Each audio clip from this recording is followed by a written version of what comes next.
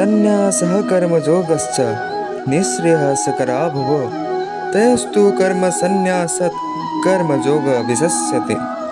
हे पात, कर्म संन्यास और कर्म योग दोनों मार्ग परम लक्ष्य की ओर ले जाते हैं, लेकिन कर्म योग कर्म संन्यास से श्रेष्ठ है।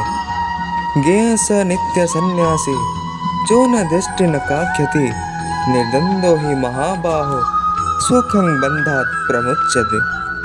वे कर्म योगी जो ना तो कोई कामना करते हैं और ना ही किसी से घृणा करते हैं, उन्हें नित्य सन्यासी माना जाता है।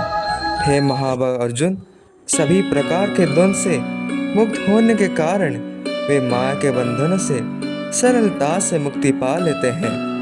संन्यासस्तु महाबाहो दुःखमाप्तुमजोगतः योगयुक्त मुनि ब्रह्म न चिरणाधिगच्छति।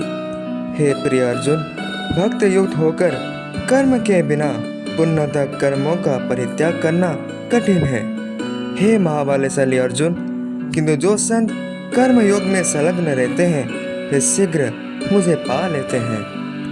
हे प्रिय अर्जुन, जो कर्म योगी विशुद्ध बुद्धि युक्त है, अपने मन तथा इंद्र को बस में रखता है और सभी जीवों के अंदर मुझे देखता है, वे सभी प्रकार के कर्म करते हुए कभी कर्म बंधन में नहीं पड़ता। पात ब्रह्मणधाय कर्माणि संगं त्यक्त्वा करोति यः लिप्यते न स पापेन पद्मपत्र बिम्बाम्बस। हे पार्थ, वे जो अपने कर्म फल मुझे समर्पित कर देते हैं, वे सभी प्रकार से असिक्त होकर कर्म करते हैं। वे पाप कर्म से उसी प्रकार से बचते हैं जिस प्रकार से कमल के पत्ते को जल स्पर्श नहीं कर पाता। युक्त कर्म फलं त्यक्त्वा शान्तिमाप्नोति नैष्ठिकीम् अयुक्तः कामकारेण फले सक्तो निबध्यते।